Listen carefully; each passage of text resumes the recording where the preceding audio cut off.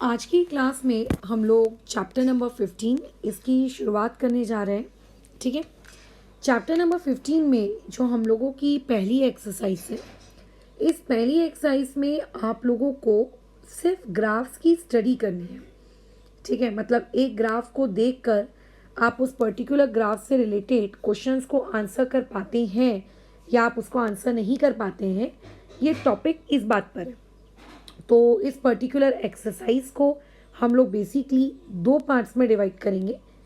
आज की क्लास में हम लोग सिर्फ और सिर्फ एक छोटा सा सेक्शन इस पर्टिकुलर एक्सरसाइज का पढ़ने जा रहे हैं, यानी कि सवाल नंबर 1 से लेकर सवाल नंबर 3 तक हमारा डिस्कशन रहेगा और बाकी सवाल नंबर 4, 5, 6, 7 ये हम लोग सेकेंड पार्ट में करेंगे। ठीक है, देखो 15.1 एक्सरसाइज में बोल रहा है the following graph shows the temperature of a patient in a hospital. एक हॉस्पिटल में आप लोगों का एक पेशेंट भर्ती है, उस टेम्परेचर को, उसके बुखार के टेम्परेचर को हॉस्पिटल वालों ने हर घंटे रिकॉर्ड किया और उसका इस तरीके से एक ग्राफ बनाकर आपको दे दिया। ठीक है, पहला सवाल आपसे पूछा जा रहा है कि what was the patient's temperature at 1 PM, मतलब जब दोपहर के 1 बज रहे थे तब उस पर्टिकुलर पेशेंट के टेम्परेचर कितना था, ये आपसे पूछा गया है। तो देखो, सबसे पहले तो आप ये आइडेंटिफाई करो कि एक्स एक्सिस पर क्या प्लॉट है और वाई एक्सिस पे क्या प्लॉट है। तो एक्स एक्सिस पे हम लोगों ने टाइम को प्लॉट करके रखा है और जो हमारी वाई एक्सिस है, इस वाई एक्सिस पे हमने टेम्परेचर को प्लॉट करके रखा है, यानी कि एक टाइम एक्स एक्सिस पर है और आप लोगों का जो टेम्परेचर है ये आप लोगों का वाई एक्सिस पर है। अब बात की जा रही है कि 1 बजे, दोपहर के 1 बजे का मतलब कितना टेम्परेचर होगा। 1 बजे का मतलब होता है टाइम। तो टाइम कौन सी एक्सिस पर है? टाइम तो एक्स एक्सिस पर है। तो आपको एक्स एक्सिस पे ढूंढना है कि 1 बजे वाला टाइम कहाँ है। तो आप गए, आपने देखा कि अच्छा मैडम ये देखो, ये रही एक्स एक्सिस और ये रहा 1 PM। तो इस 1 PM पे पूछ रहा है कि टेम्परेचर कितना है उस पेशेंट का। हमें कैसे पता चलेगा? आप उस 1 PM से एक सीधी सीधी सीधी सीधी ऊपर की तरफ लाइन खींचिए। तब तक खींचते जाना जब तक आपकी लाइन ग्राफ को, जो बनाया हुआ ग्राफ है, उसको टच नहीं करती। करने लगी टच, जैसे ही वो ग्राफ को टच कर दे, उस टचिंग पॉइंट से वापस से आप एक सीधी सीधी सीधी सीधी सीधी सीधी लाइन बनाना। ठीक है, जब उसने ग्राफ को टच कर दिया, इस पॉइंट पे उसने ग्राफ को टच कर दिया ना, तो यहाँ से वापस से एक सीधी सीधी सीधी सीधी लाइन बनाना। ये देखो, ये लाइन कहाँ पे आके कट कर रही है? लाइन यहाँ पे आके कट कर रही है। इसका मतलब ये होगा वो टेम्परेचर जो दोपहर के 1 बजे उस पर्टिकुलर पेशेंट का है। बट ये टेम्परेचर कितना है? ना तो ये 36 है और ना ही ये 37 है। ये 36 और 37 के बीच की वैल्यू है, यानी ये जो टेम्परेचर है ये 36.5 डिग्री सेल्सियस है। ठीक है, कितना है? 36.5 डिग्री सेल्सियस है ना। अच्छा, अब वो बोल रहा है when was the patient's temperature, second question की बात कर रही हूँ। सेकेंड क्वेश्चन में बोल रहा है कि बताइए पेशेंट का टेम्परेचर 38.5 डिग्री सेल्सियस कब रहा होगा। मतलब पहले वाले क्वेश्चन में उसने तुमको टाइम दिया और तुमसे डिग्री सेल्सियस पूछ लिया। सेकेंड वाले क्वेश्चन में वो तुमको डिग्री सेल्सियस दे रहा है और तुमको पूछ रहा है कि देखकर बताओ कि किस पर्टिकुलर टाइम पे 38.5 रहा होगा।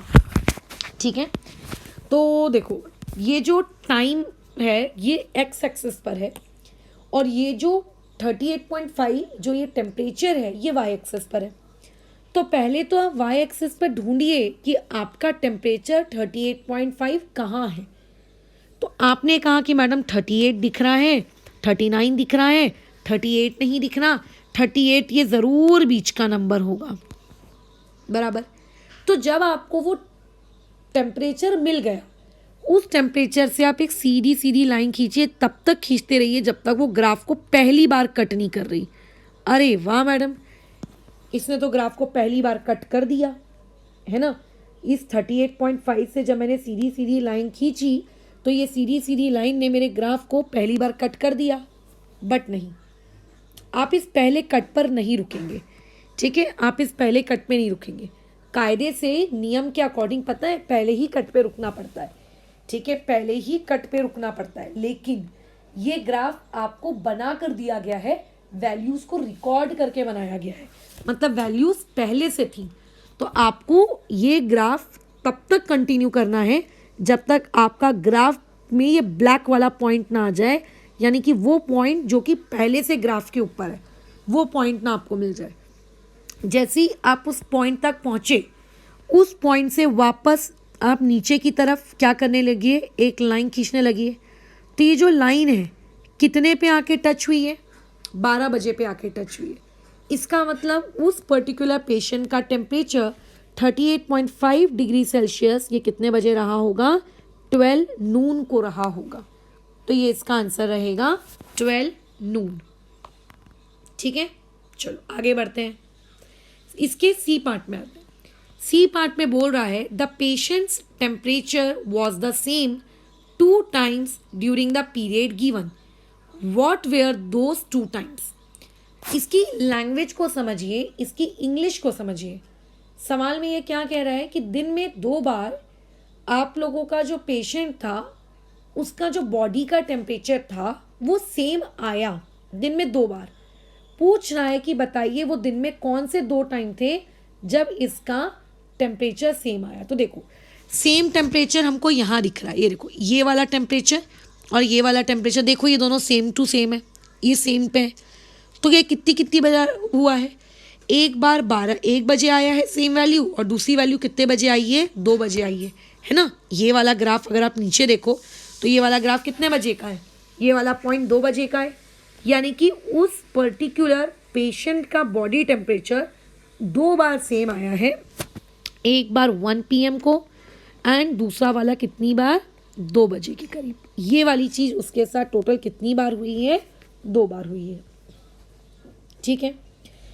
अच्छा फिर आगे नेक्स्ट क्वेश्चन में पूछ रहा है what was the temperature at 1:30 PM, यानी कि 1:30 PM को टेम्परेचर कितना था।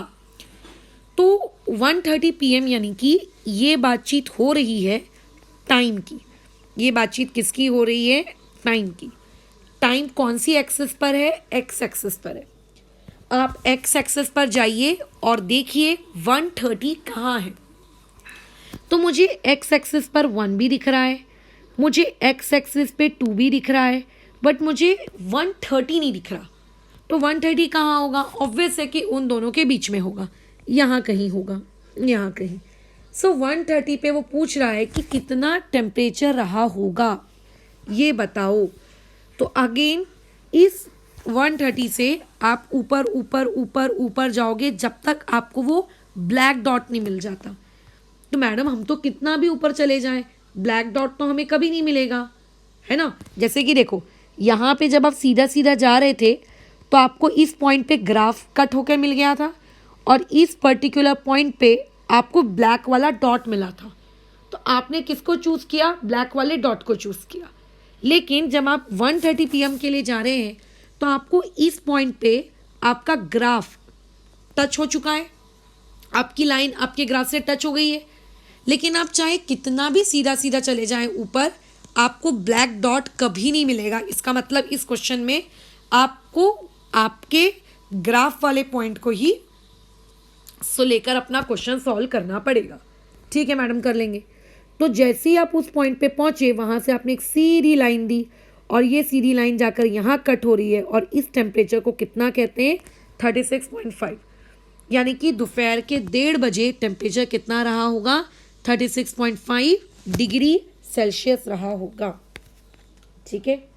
अच्छा फिर आगे वो ये पूछ रहा है कि how did you arrive at your answer, आपने ये पर्टिकुलर आंसर निकाला कैसे। तो जो मैंने आपको हिंदी भाषा में बताया है ना, वही सेम चीज़ आपको इंग्लिश भाषा में लिखनी है कि हमने एक्स एक्सिस पर गए, 1:30 PM पे हमने गए, वहाँ से हमने सीधी सीधी लाइन खींची जब तक वो ग्राफ को कट नहीं कर देता, जब उसने ग्राफ को कट कर दिया तब हम लोगों ने वहाँ से अगेन एक सीधी सीधी हॉरिजॉन्टल लाइन खींची और वो टेम्परेचर हमने देख लिया। लेकिन इसी सेम चीज़ को अब आपको इंग्लिश भाषा में लिखना है। तो अगर यही चीज़ पूछी जाए कि how did you arrive at your answer, तो इसमें हम लोग ये लिखेंगे, ठीक है, कि फ्रॉम 1:30 PM हम लोग 1:30 PM पे पहुँचे, है ना, और वहाँ से हमने क्या किया, draw a vertical perpendicular line, हमने एक खड़ी हुई क्या की, परपेंडिकुलर लाइन बनाई। अच्छा, कब तक लाइन बनाई, परपेंडिकुलर लाइन, ठीक है। अच्छा, such that it touches the graph, जब तक वो ग्राफ को क्या नहीं कर देती है, टच नहीं कर देती है। अच्छा, ठीक है मैडम। और उसके बाद जैसे ही उसने ग्राफ को टच किया, है ना, तो यहाँ पे हम लिखेंगे as soon as it touches the graph, ठीक है, then we draw a horizontal perpendicular line, ठीक है। वहाँ से हमने क्या किया, हमने एक सीधी लेटी हुई हॉरिजॉन्टल परपेंडिकुलर लाइन बनाई जिसने हमको हमारा आंसर 36.5 डिग्री सेल्सियस दे दिया। खत्म। तो यानी कि आंसर 36.5 डिग्री सेल्सियस कैसे आया, ये हम लोगों ने इस डी पार्ट में उसको समझा दिया, ठीक है। अब आज के ई पार्ट में आते हैं। ई पार्ट में बोल रहा है during which periods did the patient temperature showed an upward trend. ऐसा होता है ना कि कभी हमें बहुत तेज बुखार आ जाता है, कभी हमें कम बुखार आता है ना, तो वो कौन सा टाइम था जब आपके पेशेंट को बुखार बहुत तेज आया, अपवर्ड ट्रेंड आया, मतलब तेज है उसका बॉडी का बुखार। तो ग्राफ को आप देखिए, ग्राफ में आपको टेम्परेचर कब ऊपर जाते हुए दिख रहा है, आप ग्राफ को ऑब्जर्व करिए। तो आप ये बोलोगे कि मैडम देखिए 9 बजे से लेकर ये आपके 11 बजे तक, ये देखो, ये कैसे पता है कि 11 बज गए, ये नीचे देखो ना, नीचे 11 बजे वाला पॉइंट है ये, और ये वाला पॉइंट कितने बजे वाला है, 9 बजे वाला है। यानी कि अपवर्ड ट्रेंड आपको 9 से 11 के बीच में मिल रहा है। तो यहाँ पे हमारा आंसर क्या होगा, 9 AM to 11 AM, ठीक है। तो इस तरीके से जो हमारी एक्सरसाइज 15.1 थी उसका हमने सवाल नंबर 1 डिस्कस कर लिया। प्यारा सा सवाल था, कुछ भी नहीं था। ऐसे ही आपको बहुत सारे ग्राफ्स आ सकते हैं, ज़रूरी नहीं है टेम्परेचर को लेकर आए, किसी भी डेटा को लेकर आ सकता है। आपको सिर्फ ग्राफ को रीड करना है और क्वेश्चंस का आंसर देना है, ठीक है। चलो, जैसे कि अभी सवाल नंबर 2 में हम लोग मूव करते हैं।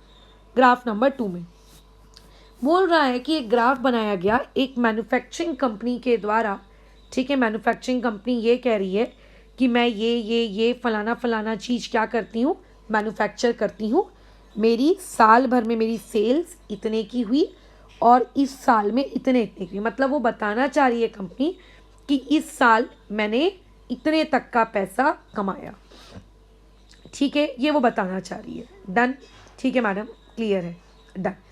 अब क्वेश्चन पूछ रहा है कि व्हाट वर दी सेल्स इन 2002, यानी कि 2002 में सेल कितनी रही थी, वो आपसे ये पूछना चाह रहा है, ठीक है, बराबर वो आपसे ये पूछना चाह रहा है, ठीक है। निकाल लेते हैं। तो देखो 2002 यानी कि ये रहा वो पॉइंट, है ना, 2002 का मतलब हो गया ये वाला पॉइंट। डन, ठीक है। अच्छा, ठीक है। अब ये वाला जो पॉइंट है, इससे में अगर आपको ये आइडेंटिफाई करना है कि आप लोगों का सेल कितना है, तो यहाँ से अगेन आप क्या करेंगे, ऊपर ऊपर ऊपर ऊपर जाएंगे। कब तक जाएंगे, जब तक आपको वो क्या ना मिल जाए, पॉइंट ना मिल जाए। जैसे ही वो पॉइंट मिल गया, वहाँ से आप अगेन एक हॉरिजॉन्टल लाइन खींच लेंगे इस तरीके की, और आपकी ये हॉरिजॉन्टल लाइन कहाँ पे आकर कट मार रही है, ये हॉरिजॉन्टल लाइन आपकी 4 पर आके कट मार रही है। डन, अच्छा, ठीक है। तो बस हो गया हमारा सवाल सॉल्व, ठीक है। कैसे, ये कहाँ पे आके कट किया, इसने 4 पे आके कट किया। तो इसका आंसर क्या होगा, पहले वाले पार्ट का, ए के पहले वाले पार्ट का आंसर होगा 4। 4 क्या, ठीक है, वो बहुत मायने रखता है।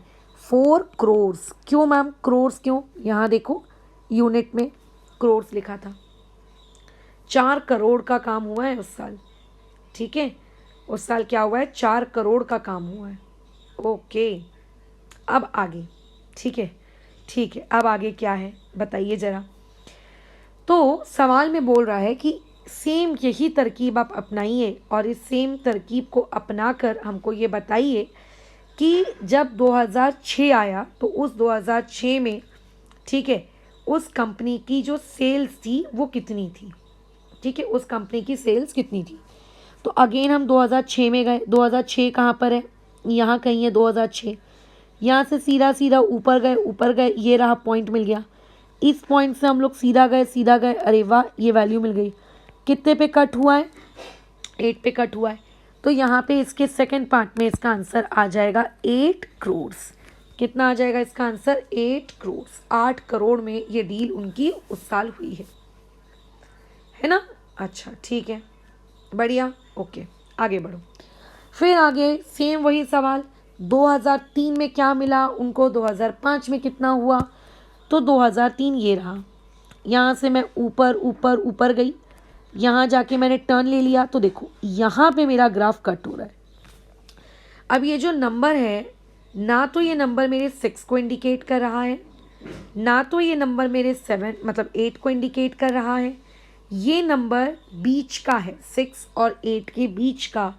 इसका मतलब ये चीज़ किसको इंडिकेट कर रही है, आप लोगों के 7 को इंडिकेट कर रही है। किसको इंडिकेट कर रही है, 7 को इंडिकेट कर रही है। किसको इंडिकेट कर रही है, 7 को इंडिकेट कर रही है। That's cool. तो इसका मतलब सेक बी वाले क्वेश्चन का जो पहला पार्ट है उसका आंसर है 7 करोड़। अब इसी बी वाले पार्ट का जो सेकेंड सब पार्ट है उस पर मूव करते हैं। 2005, ठीक है, जब आप 2005 में थे तब क्या सेल्स है। तो 2005 से हम लोग ऊपर ऊपर गए, ये देखो यहाँ पे कट हुआ है। यहाँ से हमने टर्न ले लिया, किस जगह पे कट हुआ है, 10 वाले पे कट हुआ है। यानी कि 2005 में उसकी सेल्स कितनी थी, 10 करोड़ की उसकी सेल थी। ठीक है, तो हमें एक आइडिया मिल गया, ठीक है ना, किसके बारे में, आप लोगों के इस पर्टिकुलर सेल्स के बारे में। ठीक है मैम, अब आगे। अब आपको क्या बोल रहा है, सी पार्ट में कंप्यूट करिए। क्या कंप्यूट करना है, डिफरेंस कंप्यूट करना है उसके बीच का जो सेल 2002 में हुई और जो सेल 2006 में हुई। मतलब 2002 में आपने कितना कमाया वर्सेस आपने 2006 में कितना कमाया, इस बारे में आपको क्या करना है, चीज़ों को माइनस करके बताना है। तो देखो 2002 में हमने कमाए 4 करोड़ और 2006 में हमने कमाए 8 करोड़। तो अगर आपको इसका आंसर कैलकुलेट करना है, इसका मतलब आपको 8 करोड़ रुपीज़ में से 4 करोड़ रुपीज़ माइनस करने पड़ेंगे। तो आंसर आपका आएगा 4 करोड़। ठीक है, कितना आएगा उसका आंसर, 4 करोड़। डन, ठीक है, पक्का, ओके। अब आते हैं नेक्स्ट वाले पार्ट में, that is in the part D. In which year was there the greatest difference between the sale as compare to the previous year. देखो पहले तो इस सवाल का मतलब समझना बहुत ज़रूरी है। आंसर रट्टा मार के पटापट पटापट दे दोगे, ऐसा नहीं होना चाहिए। बोल रहा है कि कौन सा ऐसा ईयर था जब कंपनी ने बहुत ज़्यादा सेल्स की अपने पिछले साल के मुकाबले। तो ग्राफ में देख के बताओ कि आगे वाले पॉइंट और पीछे वाले पॉइंट के बीच में सबसे ज़्यादा आपको गैप कहाँ दिख रहा है। तो आप बोलोगे मैडम देखो 2004 में एकदम नीचे था और 2005 में वो एकदम से क्या हो गया, ऊपर आ गया। इसका मतलब कंपनी की जो सेल है उसके बीच में जो आपको सबसे बड़ा जो आपको पॉइंट दिख रहा है, वो पॉइंट आप लोगों को कहाँ पे दिख रहा है, 2005 वाले ईयर में दिख रहा है। तो कौन से ईयर में हुआ है, ये 2005 में हुआ है ना। डन, ठीक है, बस हो गया सवाल। तो यही क्वेश्चन नंबर 2 में आपको 4 छोटे छोटे सब पार्ट्स दिए थे। तो इन 4 छोटे छोटे सब पार्ट्स का हम लोगों ने आंसर किया, जो कि बहुत ही ज़्यादा आसान था। ठीक है, तो फिलहाल इस पर्टिकुलर डिस्कशन को अभी हम लोग यहाँ पे रोकते हैं एंड इसके आगे अब हम लोग सवाल नंबर 3 में मूव करेंगे। अच्छा ठीक है, चलिए आगे बढ़ो। ओके, देखो क्या बोल रहा है कि एक एक्सपेरिमेंट हुआ बॉटनी का, 2 प्लांट्स के साथ हुआ। एक प्लांट ए के साथ हुआ, एक प्लांट बी के साथ हुआ। दोनों प्लांट्स को ग्रो होने के लिए एकदम क्या दी गई, प्रॉपर तरीके से सारी कंडीशंस दी गई। ऐसा नहीं कि इस प्लांट को ज़्यादा अच्छी कंडीशन दी, वाले प्लांट को अच्छी कंडीशंस नहीं दी, है ना, बराबर, ओके। ऐसा कुछ भी नहीं हुआ, प्रॉपर कंडीशंस दोनों लोगों को मिली थी, प्रॉपर कंडीशंस एकदम, ठीक है। दोनों प्लांट्स उगे, उन प्लांट्स की हाइट को उन लोगों ने मेजर किया आफ्टर 3 वीक्स, और आफ्टर 3 वीक्स के बाद उन्होंने हाइट को वाई एक्सिस पे प्लॉट किया, और उन लोगों ने वहाँ पे वीक्स को, नंबर ऑफ वीक्स को उन्होंने एक्स एक्सिस पे प्लॉट किया कि इस हफ्ते में हाइट इतनी है, उस हफ्ते में हाइट उतनी है, ये इस तरीके वाला काम, ठीक है, इस तरीके वाला काम। फिर एक ग्राफ उनको मिला। अब इसके बेसिस पे वो आपसे कुछ क्वेश्चंस पूछ रहे हैं, बाप रे, जी पार्ट तक क्वेश्चन पूछ रहे हैं, ठीक है। तो पहला पार्ट आपसे ये पूछा जा रहा है, how high was the plant, ठीक है, how high was the plant after 2 weeks, 2 week के बाद आपका जो प्लांट था वो कितना ऊंचा था, उसने आपसे ये पूछा। तो पहले तो 2 वीक्स है कहाँ, हमको ये ढूंढना पड़ेगा, ठीक है। अच्छा ठीक है मैडम, ये रहा 2 वीक्स, ये देखिए ये रहा 2 वीक्स। तो इस 2 वीक्स में प्लांट की हाइट कितनी थी, आप एरो देकर ऊपर तक जाओ। अच्छा मैं यहाँ तक पहुँच गई, यहाँ से क्या करेंगे, इस तरीके से एक स्ट्रेट लाइन बनाएंगे। तो ये स्ट्रेट लाइन यहाँ पे आके कट हो रही है, यहाँ कोई नंबर नहीं है, लेकिन हाँ ये जो है 6 और 8, इन दोनों के बीच का कोई ना कोई तो नंबर है, इन दोनों के बीच का कोई ना कोई ये क्या है, नंबर है। सो देयरफॉर इसका आंसर आएगा 7। तो 2 वीक्स वाले का आंसर कितना आएगा, 7 सेंटीमीटर। मैडम आपको कैसे पता कि वहाँ सेंटीमीटर आएगा, वो मुझे इसीलिए पता है क्योंकि वहाँ पे लिख के दिया हुआ है हाइट इन सेंटीमीटर, ठीक है, वहाँ पे क्योंकि लिख कर दिया है।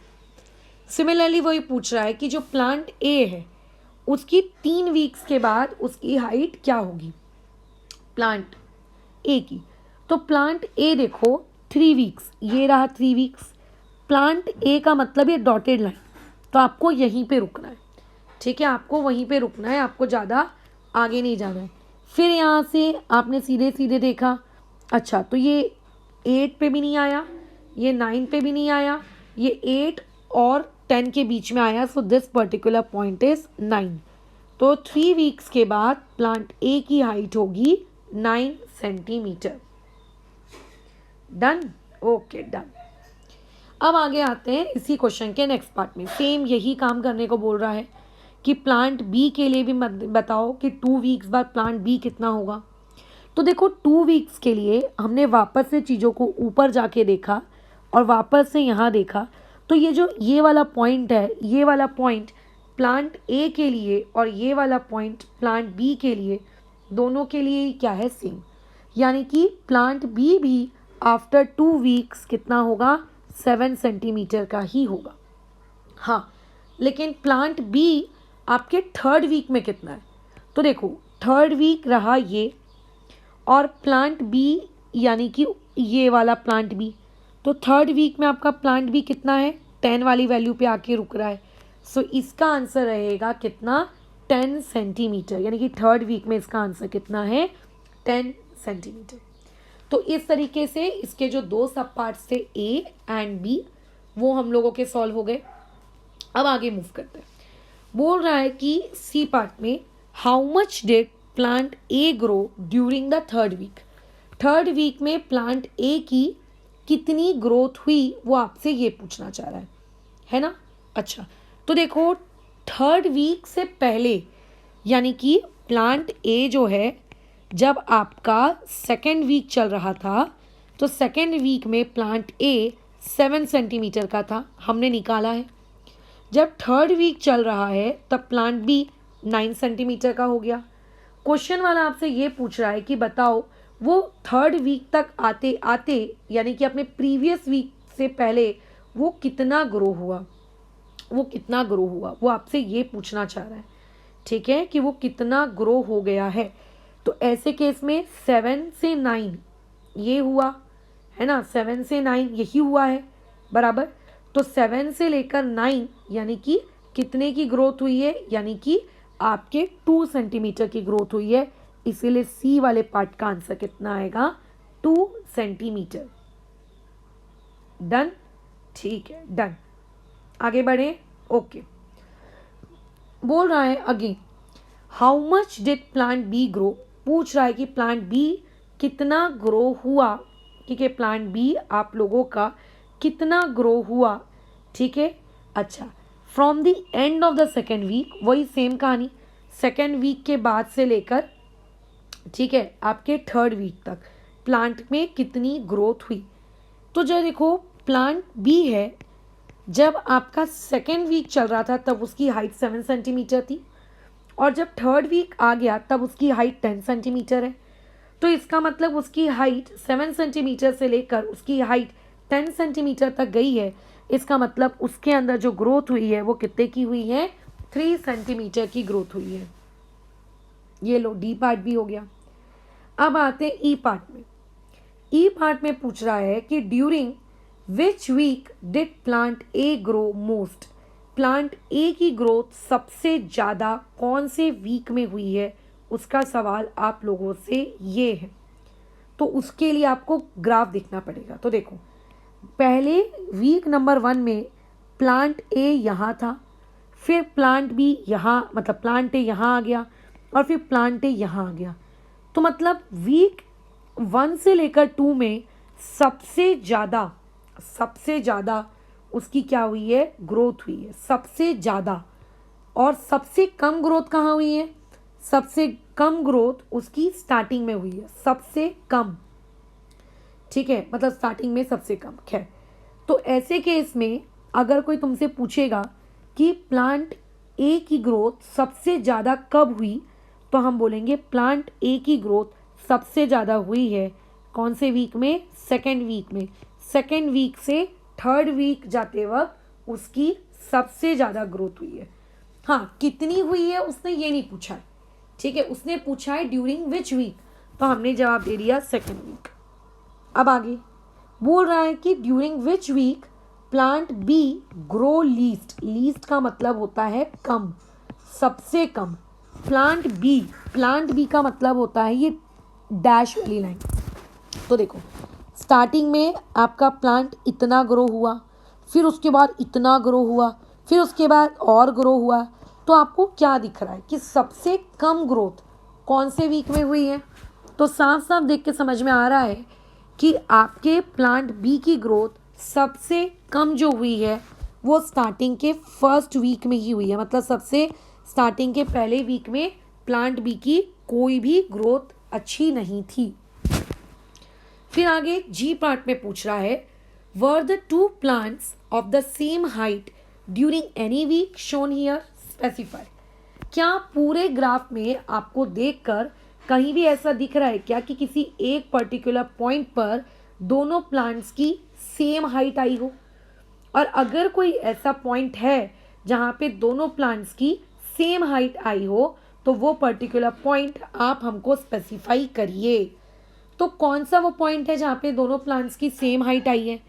वो पॉइंट है आप लोगों का, वो वीक है आपका सेकेंड वाला। सेकेंड वाले वीक में आपके जो दोनों के दोनों क्या कहते हैं प्लांट्स हैं, उन दोनों के दोनों प्लांट्स की हाइट कैसी आई थी? सेम आई थी। ठीक है, तो यहाँ पे अगर हमको आंसर देना है कि कौन से वीक में उनकी सेम हाइट आई है, तो हम यहाँ पे जवाब देंगे कि सेकेंड वीक वो वीक है जहाँ पे इन लोगों की हाइट क्या आई है, आप लोगों की सेम आई है।